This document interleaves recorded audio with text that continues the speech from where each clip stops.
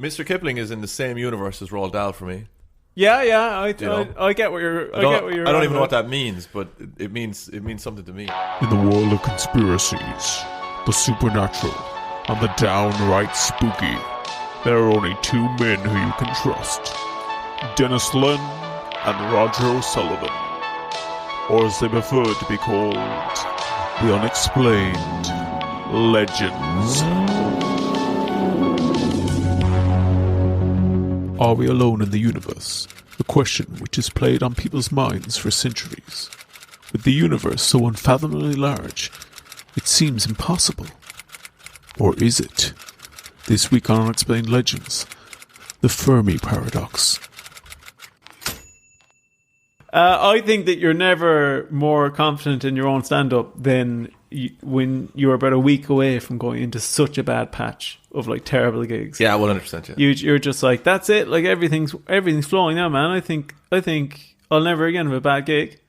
But I was saying to you 2 days ago, I was like, oh my God, like I'm on top of it now again. Unbelievable. Yeah. Today I thought about a gig I have coming up and I got nervous. Welcome, listeners, to this week's episode of Unexplained Legends. I'm Roger O'Sullivan, and with me, as always, is... Denis. No, it's not my name. Damn it. Denis Len. I told you to write down my name or I can't read it. And together we are the Unexplained Legends. We are the Unexplained Legends. How are you doing this week, Raj? I'm tired. Yeah, a little bit tired? Won't lie to you, I'm tired. I've been gigging a lot.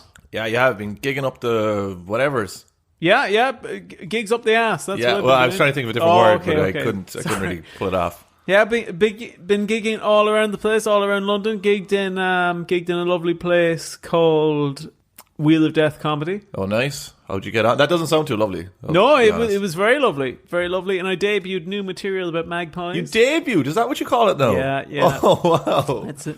I've ascended. I've debuted. Yeah, new single dropped all about magpies. And I'm telling you, it's got some great response from it. Yeah, that night as well is run by a lovely and fantastic comedian, Marty Gleason, who messaged me to say that she listened to the podcast recently. Oh, yeah? Yeah. What episode did she... Ghosts on a Plane. Oh, that's one of my favourite ones. Yeah, I love that. As she was about to get on a plane. Terrible. Yeah, and I told her... Luckily she wasn't getting on a ghost. Exactly, yes. I told her, don't go looking at any luggage compartments. Ghost on a Plane is a great episode. If you haven't listened to it, go back and listen to it. Yeah. That stuff really works as well when you tell people to go back and listen to it, because I, most of the time on the podcast, say it. Like, I'll think of something and I'll say it. When I'm listening back to the podcast, even though it's me saying it and recommending it, I'm like, oh, I might check that out. Oh, yeah. Even though, funnily enough, I was actually on that episode. Well, similar to you. Yeah. I mean, you've been killing it in stand-up, getting all these gigs. I did a gig in a boat. Lovely stuff. Yeah. What was that? The Mary Celeste? Yeah, no, it wasn't Mary Celeste. Just as haunted, though. Yeah. It was a boat from the 1840s, I think. Okay. The SS Great Britain. Was it really from the 1840s? Yeah. Well old. That would have been contemporaneous with the knocking around Mary Celeste. Yeah. Could have gone out with each other. Yeah. It was great, though. Went into the SS Great Britain, and I was up doing the gig. It was like a million people there. It was great. And then I banged my head off a lamp. Lovely stuff. Classic. Yeah, Just, you're doing really well, and then you walk into a lamp behind yourself. So you did your old closer.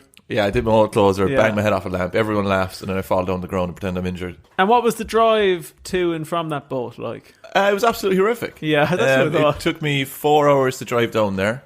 I didn't fill up the antifreeze and water in the car. Also, be aware, if you taste antifreeze, just one drop, you will have to drink the entire bottle, right? Or so the legend goes by a friend of ours, who adamantly was explaining to us, don't go near antifreeze or you'll drink the whole lot, right? It's very nice taste. I wouldn't drink it anyway, no. But just be extra careful. That was gone. Mm-hmm.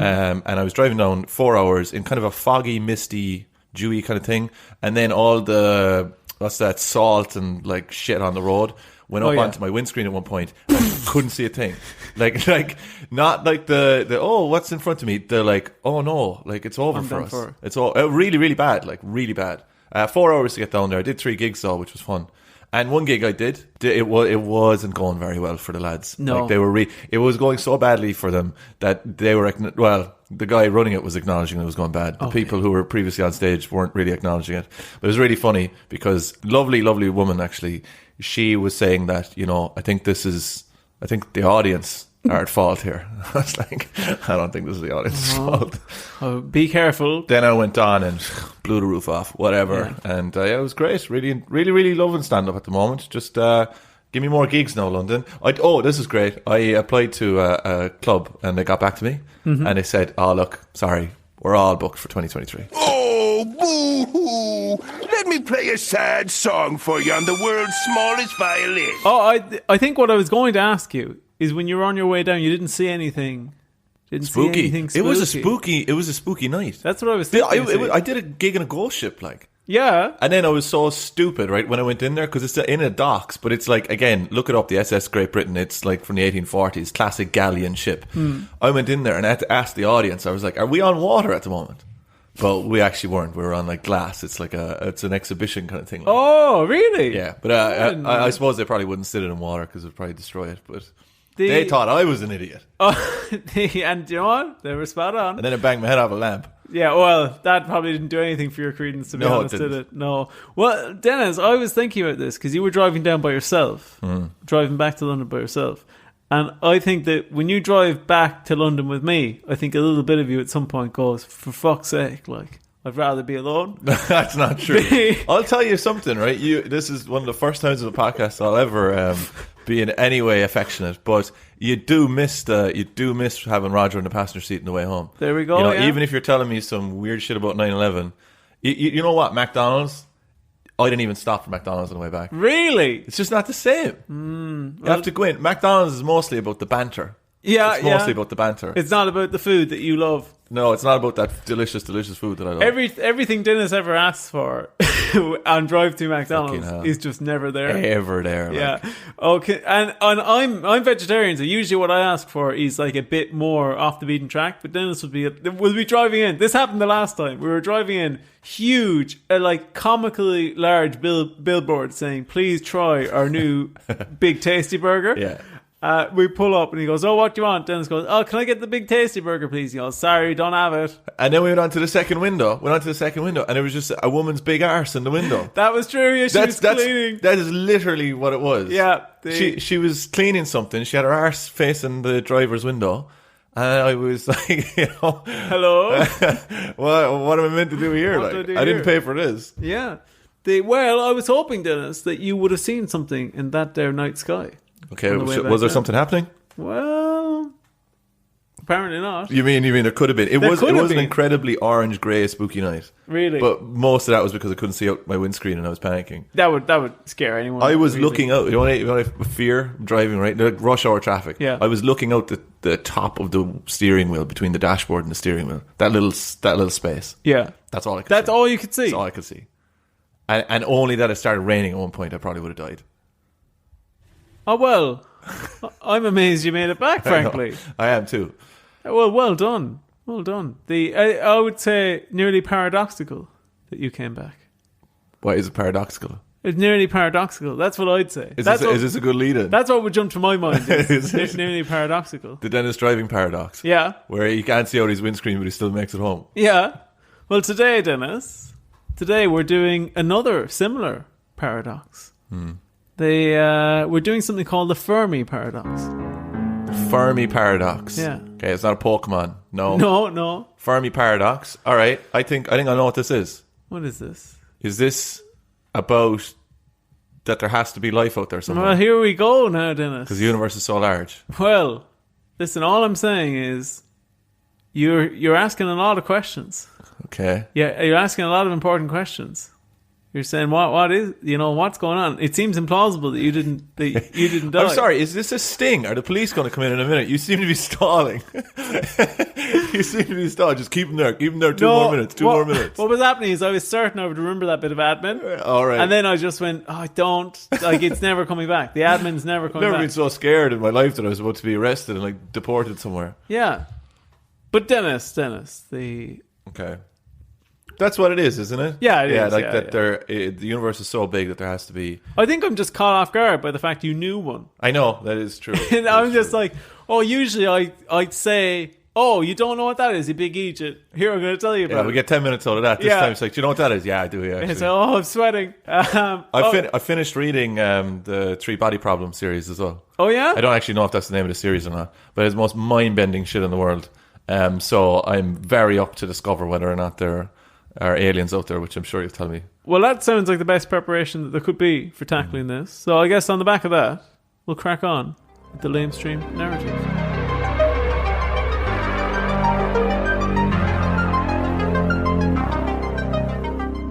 On a lazy summer afternoon, while taking a break from working hard at the Los Alamos National Laboratory in New Mexico, Enrico Fermi had a playful conversation with several other scientific luminaries. Did you just put in lyrics from the Kinks or something at the start? No. The lazy summer afternoon. Oh, well, I've accidentally done... I didn't okay. intentionally do that. Oh, okay. I just wanted a bit of colour, you know? All right, okay. Well, I figure out where your writing process is coming from now. Yeah. Maybe Chat GPT put it in. But do you know, I tried that to see if I could automate my script writing for this. And we came back with such shite. I was like, fuck. Came back with way too much personality. Yeah. Right? Too much colour. I kept saying less colour, please. So he was having lunch with several other scientific luminaries who also worked at the Los Alamos laboratory. One of the men had been laughing at a cartoon in a magazine.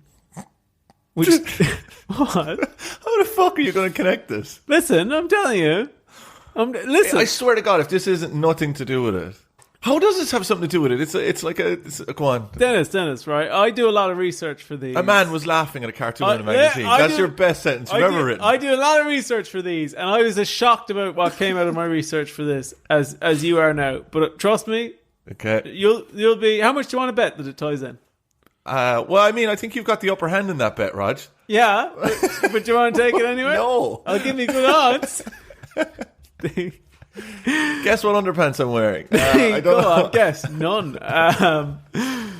One of the men had been laughing at a cartoon in a magazine which depicted aliens abducting trash cans from a New York street. Fermi, known for his quick wit, quipped that it wasn't such a silly idea, as it accounted for two unexplained phenomenons in the universe: flying saucers and the absence of trash cans in New York. Hey. That's a good joke. There you go. That's a solid joke. Yeah.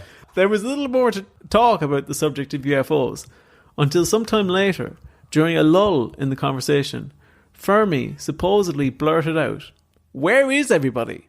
Don't you ever wonder where everybody is?" Sounds a bit like Jerry Seinfeld there, doesn't it? Setting up a scene. It is New York. Yeah. So wait. Is this... What is this? Like, have you made this up? Or This is true. Where? Your man literally said that? Yeah. Where is everybody? Where could everybody be? Yeah. In the universe. Yeah, of course, referring to extraterrestrial life. Of course. Thus marked the beginning of what would become known as the Fermi paradox. So that guy laughing at the Fun Day Times is responsible for the Fermi paradox. Yeah. I find that some, philosophical ideas and theories and stuff like that sounds like someone might have thought of this already, but this guy, happened to say, "All right, okay, cool. Do you know what? I'll bang it in a journal." You're actually spot on. Really? Yeah. Do you want me to find out the name of the guy who thought of it first? Yeah, Fermi. Which is really unfortunate. The Fermi paradox. I think Old Man Yeller. You'll begin to understand exactly why. Your man's name is George Hitler or something. No, it's Konstantin Teleskowsky. Back in the day, was it? He was a Russian and Soviet rocket scientist from 1857 to 1935. Imagine being born in 1857 and becoming a rocket scientist. You couldn't have seen that coming. It must have been late in the day he became a rocket scientist as well, surely. Yeah, it was fairly late in the day. He only did it for about 2 years. Yeah, he only just got in there, just at the very start of it. So he actually did kind of come up with this first. But Fermi popularized it, so then it became known as the Fermi paradox. What's Fermi's full name? Enrico Fermi. Enrico Fermi. Yeah, nice name. Italian, I believe, also a socialist. I could be wrong, but I think he lost his military clearance at some stage in the US because he got blacklisted. Yeah, I think so. Could be slightly off about that, but that's my understanding. We might be making that up. We don't know. Yeah. But isn't it interesting? It is interesting. Lies are really interesting. Yeah. The more detailed explanation of Fermi's question is about how common the creation of life is just across the universe. The size of galaxies and how both of these factor together to relate to the possibility of life existing out there in the wider universe. The beginning of the argument comes from the sheer scale of the universe, which we know about.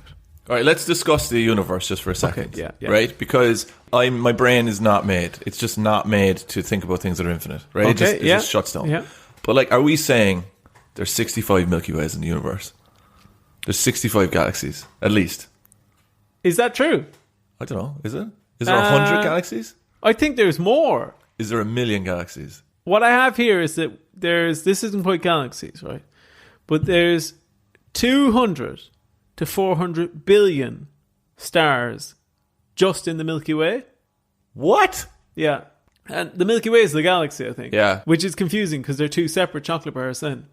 Never liked Milky Ways. Are you serious? Yeah. You know, a very off-putting Milky Bar kid.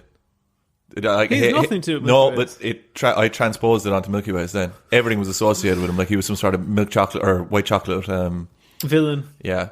Milky Ways, never liked them. Another guy was... Did you ever have guys in school who would nearly associate themselves with a certain type of like sweet or chocolate bar? Sorry, I'll rephrase that. Were you ever insane enough to associate chocolate bars with people? No, I can't say. Like, did some people... Like, I knew a guy and he ate microchips. What are microchips? Yeah, microchips are... they're horrible... Well, actually, they're kind of delicious. They're a box of chips that you put in a microwave. Oh, they're gross. Yeah, no, they are, but they're kind of tasty too. Do you ever have mini pizzas? No. Mini pizzas is scald the fucking moat off you. Absolute terrible shit, but they taste kind of nice. But anyway, where I was going with that, I think there were certain people that I thought, like, you know, were you a family that went to McDonald's or Burger King or anything? No, I never went there either. So, but then there'd be people who would like go there every Friday or something, and I'd view them as nearly the McDonald's family. I think growing up, I probably had takeaway 3 times. Yeah, we never had takeaway either. Yeah, there wasn't like a holiday or something like that. But no, so you're saying that there was just a guy in your year that you'd call him like he was Moro Man or something? Yeah, like Milky Way kid. Like there was a guy who used to always eat Bounties, and it always stood out to me. This guy used to always eat Flintstone biscuits, but like it wasn't repeating. Like people were, it was like in my school there was a vacuum where like it couldn't, like culturally it wasn't catching on. Like one guy eat a Mars bar, no one else eat a Mars bar. I am actually quite shocked that this is a sole experience I'm having, and it's kind of worrying. Yeah, I just don't really. I guess no, I don't. I can't say that I. It's like the equivalent of someone who decides to just wear purple all the time. Okay, yeah, but it's just Milky Ways.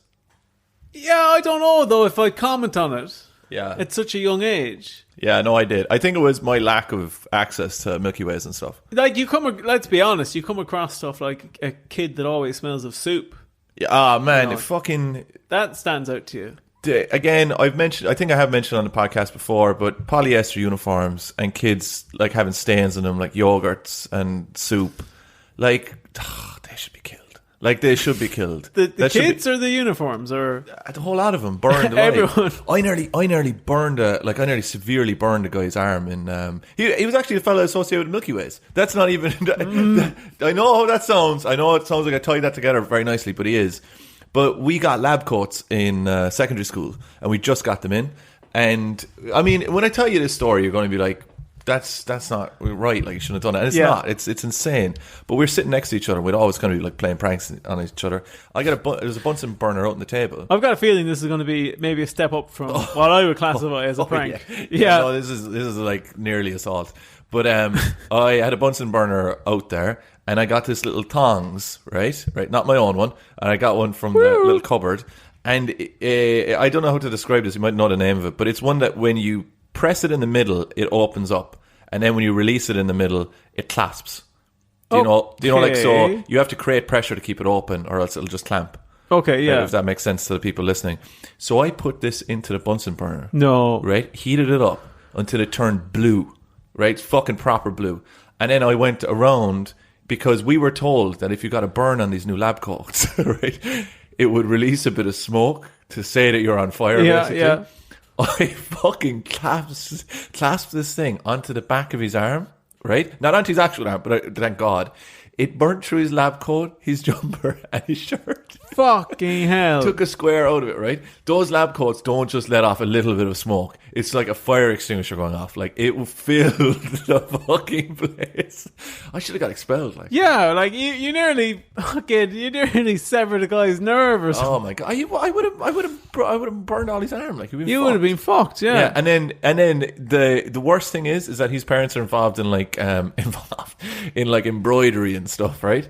He comes back in the next day instead of a new jumper. Instead of me getting him a new jumper, let's be serious, they put a patch in his jumper. Not a patch. Yeah, he's walking around with a patch.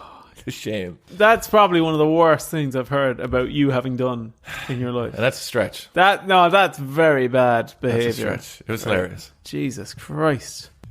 So I don't know how to come back in from that. Go back to the stars in the Milky Way. 200 to 400 billion stars in the Milky Way. Yeah. And that's just our galaxy. Yeah, and then there's 70 sextillion stars in the observable universe. And the observable universe is, pardon my ignorance, does that mean what we can actually observe? I think so. Okay. But that's obviously a guess because we couldn't even count that many. We're just talking about the distance that we can view or something. Yeah, I think that's like, that's statistically. And the thing is constantly expanding until it dies of heat death. Yeah. But, so what the hell is 76 sextillions? I don't know how much that is. It's a lot. Yeah, loads. It's an awful lot. So how many billions are in a sextillion? That's a good question. I'll pop it up. I really do enjoy the thought of because there's a lot of smart people who listen to this podcast for some reason. I do enjoy them screaming at their radios in their kitchen on a Sunday morning listening to this. When we say this, we just don't know what the fuck that means. Okay, so you know what? I'd be satisfied to say it's a lot because I can't even understand the calculations around I said 7 sextillion, didn't I? 76, I thought, was it? Or did I say 70 sextillion? Hang on. Let me check my notes again. 70 sextillion. Okay. So if I just convert... Did you say 76? 70 sextillion. Oh, sextillion is the billion. Yeah, I didn't say... So... 45, 46. So 70 sextillion. That is equal to 7,000,000,000,000 billion. Okay, yeah, I mean it's pointless. It's a lot. Pointless. Yeah. So it's basically breaking news. Universe big. Is this true or not? Were billions calculated differently in America and Europe up until the not so recent history? I've not heard about that. A billion was a million in Europe, and I think, and then in America it was 1,000 million. Oh well, that sounds like it would just be a nightmare. Yeah. But I guess it probably didn't matter at the time because there probably wasn't too many things that were up to that amount. Like there wasn't too many billionaires and stuff. And also, rice wasn't as popular. Yeah. Again, don't bother fact checking me. Just enjoy the fact. Okay. Oh, that's good. Oh, John, I'll use that for everything going forward. And do you know what? If you could just use the same privilege for me, absolutely. I've been using that for 42 episodes. That's good. So essentially. Right, huge. Headline of this is universe is huge. So the percentage chances of life, intelligent life, the percentage chance of that happening only need to be minuscule in order to make intelligent life an inevitability. Yeah.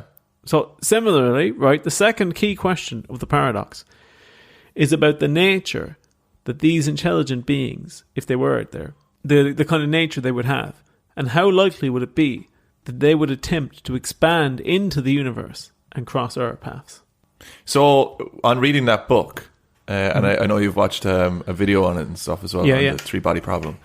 What I found fascinating about that, and there's so many terrifying parts of that book, right? Definitely check it out. Some of it will melt your brain, you won't even understand it, but it's really cool. But one of the things was the dark forest deterrence. Yes. So, are we going to pop into something like that, or will we discuss it in a... That is one of the theories, not to get ahead of ourselves. Okay, well then we'll leave it until then. But look, trailering that. Yeah. Very cool. So, the Drake equation, have you heard of that before? No. So, the Drake equation is often mentioned in hand with the Fermi paradox, as it's an equation formulated by astrophysicist Frank Drake in an attempt to determine the likelihood of there being alien life in the universe. Okay, so he's taken Fermi's paradox and he's gone, I'll make an equation of that. So the Drake equation has the following variables. So just flag up if any of these sound interesting to you. So the rate of the formation of stars in the galaxy. Okay, do we know what that rate is? So I'll say this before we get into these, is that the equation, there aren't necessarily concrete numbers for each one of these variables, but you slot in different numbers, and you should be able to kind of work out what the likelihood is at the end. So the rate of the formation of stars in the galaxy, that's one. The fraction of those stars with planetary systems. So that there are planets surrounding. So there's actually some suns out there that don't have any planets around them. Yeah, some stars. I never really thought of that. Planets. Yeah. So they're just hanging out on their own. Yeah, exactly. Just lonely old planets. Never even conceived that. That's weird. The number of planets per solar system with an environment suitable for organic life. Okay. Another variable. The fraction of those suitable planets where organic life actually appears. I can't understand half of this stuff, so I'm going to ask some really ignorant questions. But when they're talking about organic life, are they just saying stuff based on intelligent life being based on something close to humans? Do you mean when you say close to humans? Do you just mean bipedal and stuff, or do you mean as in anything really? But something that exists on kind of Earth-like worlds, I assume, is it? Yeah, it doesn't have to be that close to humans. It could be a squid planet. Yeah. You know. But any sort of life, really, is it? It's not just it could be a bug. Yeah, it could be a bug. Grand. Yeah, could be an intelligent bug or anything like that. The fraction of the suitable planets where organic life appears, that's one of the variables. This is probably one of the more important ones. The fraction of habitable planets wherein intelligent life actually appears. So you have organic life and you have intelligent life. Mm-hmm. So maybe organic life is really common. Maybe that's all over because they can say, all right, look, it's got water on it. Yeah.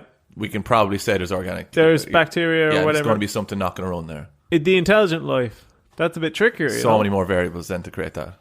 So the final two variables then, the fraction of the civilization that reach the technical level, whereby detectable signals may be dispatched. And then finally, the length of time those civilizations dispatch their signals for. That's probably the most morose one. Okay. But, as we'll find out later on, maybe you don't want to be sending signals out into that fucking universe. Well, maybe that is a case. So with those variables, right, it's the final four variables which confuse us most, as they're completely unknown. The first few there, like you asked, do we know the rate of formation of stars in the galaxy? I think that's something we've an educated take on. The fraction of those stars with planetary systems, again, we probably have a good not you or I, but if it's somebody out there, yeah, someone's got it. Yeah, they have a good take on that. And the number of planets per solar system with an environment suitable for organic life. We even have a good idea of getting. Yeah, if we stay close to home, even just Earth-like planets. We'll be fine. Yeah, so we have a good idea of all of those, and it's the other ones that are up in the air. So depending on what values you enter in, the results are completely different that come out. So, however, even if you go with the most pessimistic suggestions, life still seems almost inevitable. Because there's so many suns and planetary systems out there that if you put in the lowest numbers, because it's so many of them there, it kind of has to say, well, yeah, there's definitely going to be more life. Well, yeah, there's 70 sextillion, to choose from. Which brings us back to Fermi's original paradox. If almost every intuitive thing we observe in the universe suggests that life should be somewhat common, then where is everybody indeed? Some suggest that we have simply underestimated Earth's exceptionalism. Some say perhaps we've just been unlucky in our location. While more still ask, may they already be here? To this day, the Fermi paradox remains unexplained. This is catnip to me. Catnip. I fucking love this stuff. Really? Yeah. You can tell by how much I've been swearing during this podcast. I've never seen you have this kind of reaction before to a topic. I love it because it's scary, but the thing that scares me the most is that whenever we mention getting invaded by aliens and stuff, I know a lot of people would think UFOs and boys hopping out of a kind of Mars attack and all that kind of stuff. But I always think about it as kind of probably kind of intelligent robotic spaceship things that are just going to come here and harvest the whole planet and kill us all and not even view us as any sort of intelligent life. Yeah. Not even care. You know, because if they can travel that far. But since we can't spot anyone around us, I think that's more inevitable. That if anyone's going to visit us, they're going to be super, super advanced and they will not give a shit about us. Oh, like they might not even observe that we exist. It won't be a thing that'll even come into their giant alien heads. Well, Dennis, will I crack on with the theories? Do. Okay, so we have an awful lot of theories today. An awful lot. An awful lot of theories. We have... We won't even be able to bring him in from the car in one go. No. We have 1, 2, 3, 4, 5, 6, 7 theories. Okay. Awful lot of theories, Dennis. First one. Wait, before we start the theories, do you believe that there is life out there? Well, you know, I've always been kind of quiet on this topic. Yeah, I just want to get your opinion because I'm not sure if we're sure. And you know, I like to keep my cards close to the chest in terms of this regard. But if I was absolutely pushed on it, I'd say I think there probably is. You think so? I think, yeah. And do you think that they're good or bad? I think it depends on which one we're on about. Yeah. And do you think in our lifetimes that we'll be visited by aliens or even discover another planet that has people living on it? Your lifetime? No. Mine? No. Yes. Okay, cool. What's the difference in the years? Oh, just a few years. I'd say probably, like, in terms of, I just know what you get up to. Yeah. So, like, I'd say you're talking about 40 years difference. 40, okay, great, okay, fine. That doesn't really give me much room to maneuver currently. No. Could be tying up for me quite soon. No, but you don't know how long I'm going to last. I hope you live to about 150. I haven't told you this, but I'm going for a record. Oh, are you? Yeah. You going for the record? I'm going for the record, man. How are you doing that? I've been training every day of my life. What are you doing? Vegetarian. Ah, very good. Vegetarian. Yeah. Keep hydrated. Yeah, drink lots of water. Yeah, self-suck. Always back to the self-sucking. Actually, have you seen those things inside the supermarkets? They're called suckies. No. Yeah, you can get a packet of suckies inside in the fridge. Who fucking named them that? Like? and they're for kids. Me. I was going to say they're for kids. Oh, for fuck's sake. Oh, I have something very funny to tell you after the podcast. I can't tell you during We'll leave that in just so they can wonder what it is. Yeah. Won't take too much of a leap. So, to crack on with the first theory, right? This, and I've put these in a specific order. Mm-hmm. So don't ask me to go juggling them around like you usually do, okay? I won't. First theory, we are actually unique, planet Earth. We're more unique than we think we are. And either one, we are the only place that there is intelligent life in the universe. Or two, there is more intelligent life out there, but we are the most advanced in the entire universe. We are the first to get to this. I love this one, right? But I don't know how it works either, so there could be some other kind of thing that comes in here that I just don't fully understand. But someone has to be the first. Mm-hmm. Right? Don't they? Yeah, they do. No, because there's so many, because the universe is infinite, I guess that there's so many possibilities that we can actually be in nearly the same timeline as someone else as well, though, right? Like, not timeline, I shouldn't have chosen that. As in, like, we can be growing up at the same time as them, advancing. Yes, yeah. You know? So there could be loads of us advancing at the same time. But there could be somebody else about to come into our class, kind of. Yeah, but we could be the more... Have I said this before about the time the guy came into our class? The new guy. No. New guy came into our class from Gibraltar. And he arrived into our class and we had a parade for him. Why? I don't know, we just had a parade and we did all this stuff on Gibraltar and stuff like. So researched all this stuff and whatever. You know, it's back in the fucking 90s, like, people don't have a clue, like. But could you imagine that as a kid? Like, you're just worried. You're like, okay, you know, maybe I'll just slip in here and it won't even be noticed. It's like, surprise, it's a parade. A parade all about you. Yeah, all about you. And probably, like, your entire culture distilled into some drawings and stuff and probably getting it completely wrong. Yeah. Well, that's what we'll do when we eventually find alien life, I think, probably. Colouring competitions. Yeah. All right, so with this one, I think it's really, really cool that we could be first. Yeah. And that we're the most advanced, maybe together with a couple of other planets or whatever. But to say that we're the only one in the universe, it just mathematically it just doesn't make sense. Yeah, well, I'm glad you brought that up because this theory, the reason why a lot of people don't entertain it in the scientific community is it's something called anti-Copernican. Have you heard about this? Nope. So Copernican logic, or I guess scientific view, is that the world is average. There's nothing, there's nothing there's nothing like inherently universally unique about Earth. All right. Okay. So because he discovered that everything wasn't actually floating around us. Is that it?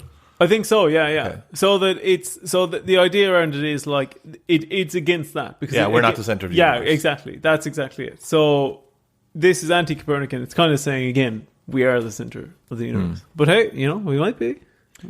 I don't believe this one. I think that Okay. I think it just can't be there. It's just there's too many. The numbers are too big. Okay, next theory then, Dennis. And I strategically arranged for us to record this episode after we'd tackled another similar episode. Is the next theory is simulation theory. Mm-hmm. People bring that in and they say, well, it's because we're living in a simulation. People bring that in. They bring that in. Who brings it in? Maybe someone doing an entire episode on it? The big Fermi conference every year. Here we go. Where you'd have people slogging in, and they go throw it up there, and they go, there you go, freshly caught. Can you put in a reverse sound effect while you're talking? Of a car. Yeah. Or of a truck. Yeah, so simulation theory. You're not buying it. Listen, I think it's an important one. Mm-hmm. But I think that it's against the kind of spirit of the podcast to deep dive into it again here. Okay, I understand that. But at the same time, you can have both in this theory, though. Yeah, so... we can be part of a simulation, and outside of that simulation, in that universe, more civilizations exist. And also, if we are simulation, then that proves that there are other people there, right? Yeah, potentially, yeah. Kind of. Unless we or make they could simulation be us. ourselves. Yeah. So basically, that one, I'm saying, if it is a simulation, then I believe the simulation was made by aliens. Yeah. But if it's not a simulation, I believe there's aliens out there. That's my real branch in the spokes there with that one. Yeah, this is like... Okay, but we can't spend too much time. If you want to listen to that episode, go back to simulation theory, knock yourself out. This next one, I think, is possibly the scariest. Mm-hmm. It's something called the Great Filter. Okay. Have you heard about this? Yeah, I've heard about it. Really? So we get to a point and just blow ourselves up? Yeah. Yeah. And that particular point, universally, is so common. It just happens to every intelligent life before they get to... And what are the theories as to why we filter ourselves? One of the theories... Oh, no, this obviously is going to be exhaustive. One of the theories is the idea, like you said, we blow ourselves up. Or that intelligent life is so prone to war... Yeah. Just in general. Me burning my friend's hand. Exactly. That we just end up destroying ourselves before we get to a point where we become like a galactic civilization. Yeah. Another theory based around it is the idea that just no planet ever has the amount of resources required in order to sustain life long enough to get to a galactic level. Oh, very cool. I like that. Yeah, so that just... It is just implausible that any planet out there ever has enough resources to get off the planet. And then the final one, which I think has also been in the news a good bit at the moment, is that the proliferation of asteroids and space junk and stuff is so common that we're just going to get smacked with one eventually. Yeah, that eventually one just comes and wipes out a civilization. Slightly unrelated, right? Completely unrelated. Yeah. But did you hear in the news about gas rings and gas being like really bad for your health when you're cooking? I've heard about this, but I've heard a lot about this first of all, honestly, you must have thought gas giants, gas rings. Yeah. Gas. I'll bring this up. That's where I went to. Yeah. But I've heard people say that this is like American snobbery. What do you mean? That they don't want, that it's like that they're way less common in America. Okay, yeah. The idea of gas rings. So people are bringing up all of the... So their homes aren't built around this. Okay. So a lot of people they'll be getting them installed and they don't have any extraction facility or anything like that. So that's what's causing the problems. Right, okay. That's what I've heard. Very interesting. But I don't know. It seems to be a new hilarious culture war, though. Yeah. And those culture wars usually are hilarious. Well, I'll tell you, I'm gas all the way, man. Okay, so I do like gas. So... Where were we on that? We were talking about... The Great Filter. The Great Filter. Actually, sorry, the new one just coming in. It's the civilisations eventually a civilization will get to the point where they've left the gas on for too long. And in the whole world. Yeah, and somebody will light a match. Someone let a window open and it filled up the whole world. But there are things you do. Like, I remember I put a cocktail stick with a grape into a microwave before and blew it up. But, like, you know, if I'm doing that on a small scale... What are they up to in Mars? Yeah, it's going to be, you know, they're going to be setting off nuclear bombs and Who knows?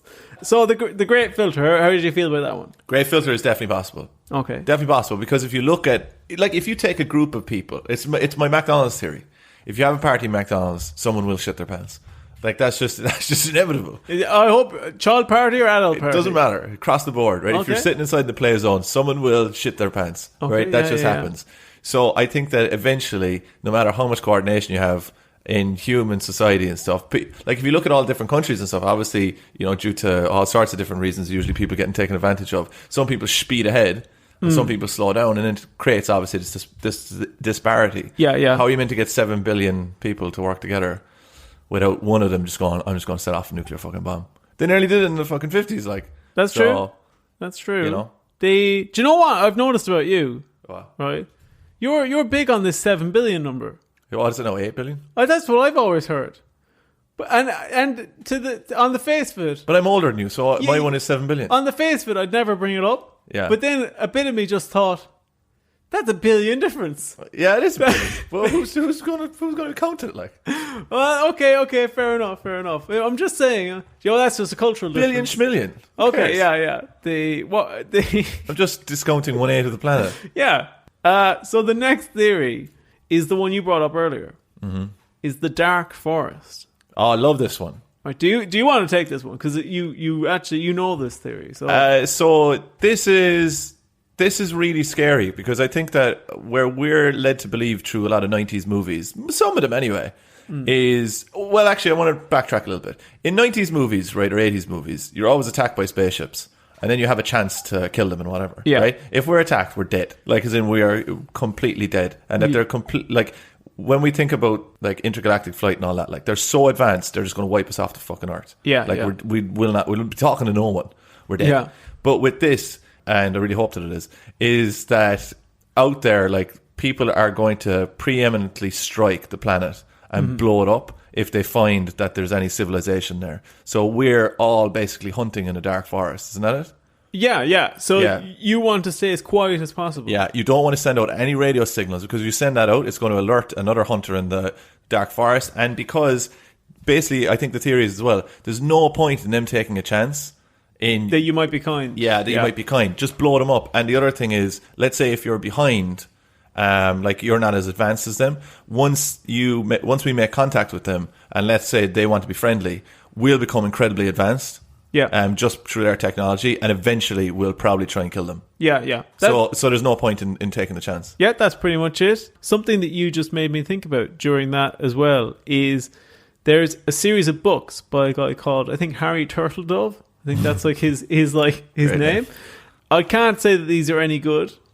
But you just made me think of it, if like we wouldn't stand a chance if they invaded. I think the conceit of those books is that an invasionary, like, alien race that wanted to invade us, they see us, observe us as like cave people. Yeah. And then they say, okay, right, that's fine. We'll send an expeditionary force to go and wipe them out. The force arrives, and they've calculated it, so it's going to arrive however many, like, 1,000 years in the future. And it arrives smack bang in the middle of World War II. And Earth is actually exceptional for how fast it progresses. So they had expected us, in every other civilization they'd ever interacted with, had stayed at that same technological level for the thousands of years that it took for the small expeditionary force to arrive to wipe us out. And they haven't sent enough people. What's the name of that? I don't know, but the guy's name is Harry Turtledove. Is it good, or is it like... I think it's very pulpy. That sounds cool, though. I'd love to read that. But that's maybe they might miscalculate. Maybe we will stand a chance. We'll see. The next, but it is pretty frightening, though, when your complete thought process of the universe changes. That, like, there could be these civilizations out there that are just saying, we're not taking a chance and we'll just kill you. Like, because mostly I think you are led to believe that it's going to be like, oh, they're going to come down here and we'll make friends or whatever. But if you look at basically any other time in history where a bigger, more advanced force has landed somewhere like Australia, like America's. We've been through the polio and the dead. blankets. You're dead. Yeah, put polio in the blankets again. Stop trying to make that your catchphrase. So that I agree with you, and that actually is why this next theory I've heard a lot of people say is the scariest. Right, which I think the Great Filter is scariest because to me that just means that regardless of whether or not you ever interact with somebody, Dark Forest is scariest for me because we've already sent out the fucking signals. well, yeah, that's true. We might be dead before it even comes back. So True. But yeah, I get. So basically, I get that the Dark Forest can be very scary, and I think the Great Filter is also very scary because both of those are kind of inevitabilities, really. This next one, a lot of people think this is the scariest, and I don't think it's that scary at all. This is something called the zoo hypothesis, where we just live in a big alien zoo. Oh, we had this, didn't we? We discussed this previously. I think it came up briefly in like the Simulation theory? Yeah, I think so. Yeah, So we don't know, or basically, you see, I was okay with this as well. Yeah. But like the whole entire Earth is a zoo, yeah, right? And if it is a zoo, yeah. I'm fine. I don't care. I'm okay with that. I'm not going to space. Yeah. I mean, if they're able to maybe improve things and they're not improving things, that's going to piss me off a little bit. Yeah. Joe, that's actually something that we never talked about. Is what if Earth is a zoo, but it's a zoo that, let's say, like hasn't been audited in a while. The regulators haven't come in, And we're just been let run loose. Like, and it's in rag order. And But, they come and check it out, and they go, "Wait, whoa! What if we actually live in like the like Tiger King alien zoo?" Oh, and it's just completely like illegitimate. Yeah, it's just like a roadside one. Like we assume it's going to be a good one. We're a pure shit zoo. Yeah, but there's just a redneck alien who's just put together this zoo. Why? How do they view us? Is this just a zoo, like as in, you create a pond where frogs go into it, but you don't necessarily go down and sit in a bench and watch the frogs? Yeah, but here you go, UFOs and stuff like that. That's them glass bottom boats, boy. The what? That's glass bottom boats. Glass bottom boats. Yeah. That is a phrase that my brain could not unhook there. Yeah, glass bottom boats. All right, so they're just flying around. They've got tourists on them. Yeah. Do you think there'd be more of them? It seems like a pretty heavy investment to create an entire zoo planet and for us to never see a fucking plane. No, the thing is though, there's a lot of them. Yeah. But we're seeing the old ones, the crappy ones. Here's a theory for you, Yeah. right? There are actually no planes, Okay. right? Those planes that we see in the sky look like human planes. They're actually alien tourists looking at the zoo. I like that. I'll invest in that. Yeah. I think that's very good. We've 2 theories left, Dennis. Next one. They already were here. So this is kind of ancient aliens type territory.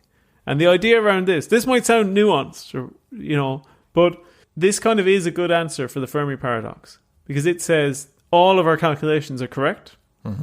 Yeah, loads of life out there in the universe. It's really common, all that. But what's uncommon is for them to overlap. What do you mean? So what's uncommon is for intelligent life to overlap each other's time spans. Oh, because it's so tiny in the scale of the universe, like age and stuff, is it? Yeah, so like here's a small scale example.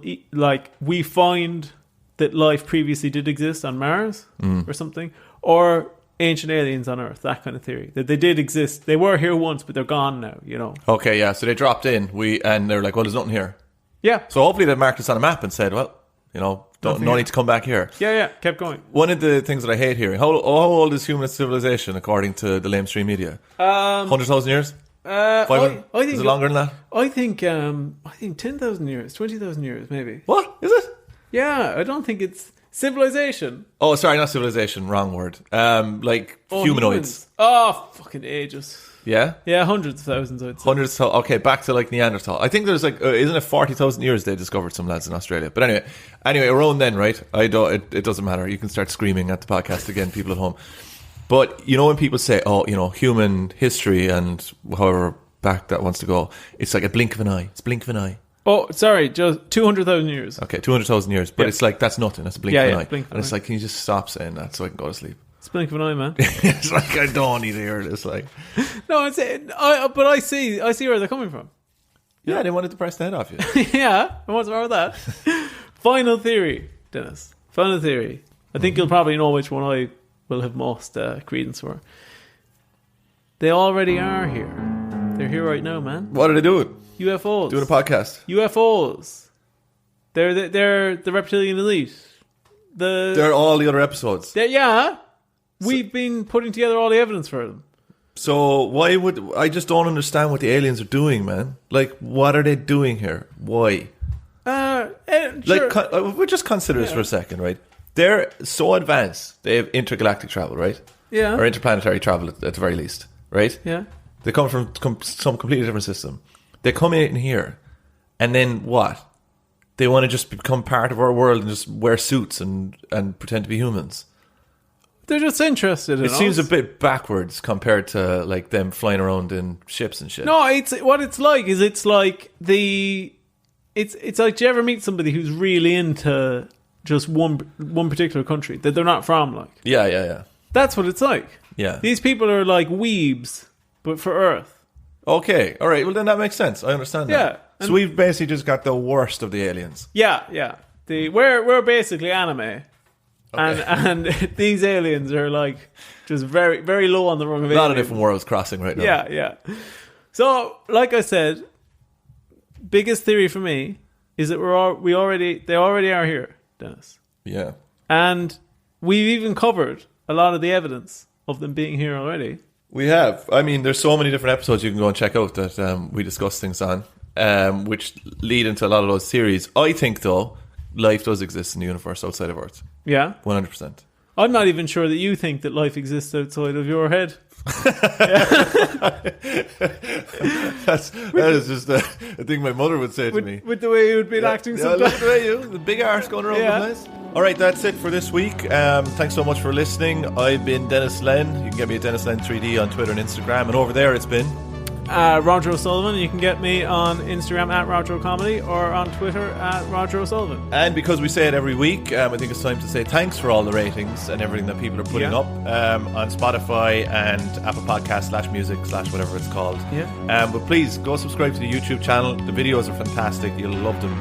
Go check them out. But also click that 5-star on Spotify and Apple as well. Write us a little review because it will help us defeat the algorithm overlords. Yes. And we got 10 reviews last week. Yeah, shut up. I saw that on Spotify. Yeah. And it really, really helped us. So if you can keep doing that, lads, we might be able to take out these alien overlords. Yeah, and I mean, if you keep doing stuff, then we'll release things like t-shirts. Yeah, we might. We'll go merch, and we might even start recording a few Patreon episodes, maybe. So on the back of that, then thank you for listening. And we love you. Goodbye.